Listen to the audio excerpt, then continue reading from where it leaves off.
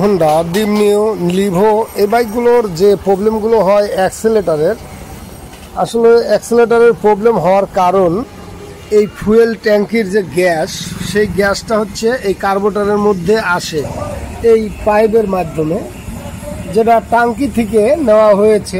ট্যাঙ্কির থেকে যে গ্যাসটা আসতেছে সেটা কিন্তু দেখা যাচ্ছে বাষ্প আকারে এর মধ্যে ট্যাঙ্কির মধ্যে যেরকম জং ধরে এবং ট্যাঙ্কি নষ্ট করে ফেলছে, সেই গ্যাসটাই এদিক দিয়ে এসে পিস্টন আটকে যাচ্ছে, অর্থাৎ এখানে কার্বন জমা হচ্ছে। এখানে কিন্তু অ্যাসিটিয়াম পদার্থ আসে ট্যাঙ্কির মধ্যে। যে তেলগুলো থাকে এই তেলগুলো কিন্তু আসলে একদম পরিশোধীয় নয়, যার জন্য কিন্তু এই ঘটনাটা ঘটে।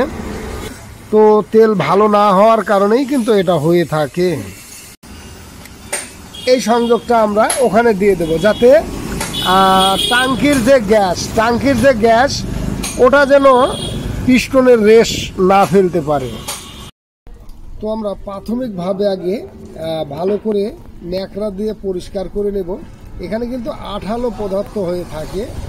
এরপরে প্রয়োজনে আমরা মিহি শিরিষ কাগজ দিয়ে যেটা পরিষ্কার করার, ওটাও কিন্তু এইভাবে আমরা পরিষ্কার করে দেব।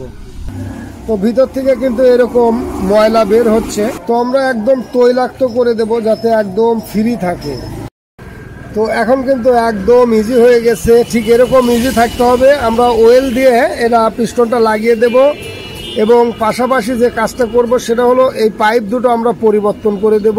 এটা এখানে দেব পাইপ, আর এখানে যে পাইপটা ছিল এখানে দেব, যাতে এরপরে আর এর ভিতরে ক্যাশ না পড়ে। তো আমরা ওয়েল দিয়ে পিস্টনটা দিয়ে দিলাম সেটিং করে। তো এখন কিন্তু একদম ইজি, ঠিক এরকম ইজি থাকতে হবে।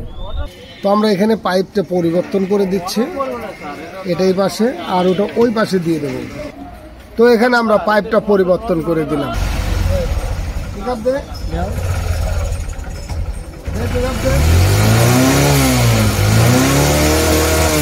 তো ঠিক এভাবে যদি কাজ করা যায় তাহলে কিন্তু সহজে অ্যাক্সিলারেটর প্রবলেম হবে না। ধন্যবাদ সকলকে, ভালো থাকুন, সুস্থ থাকুন।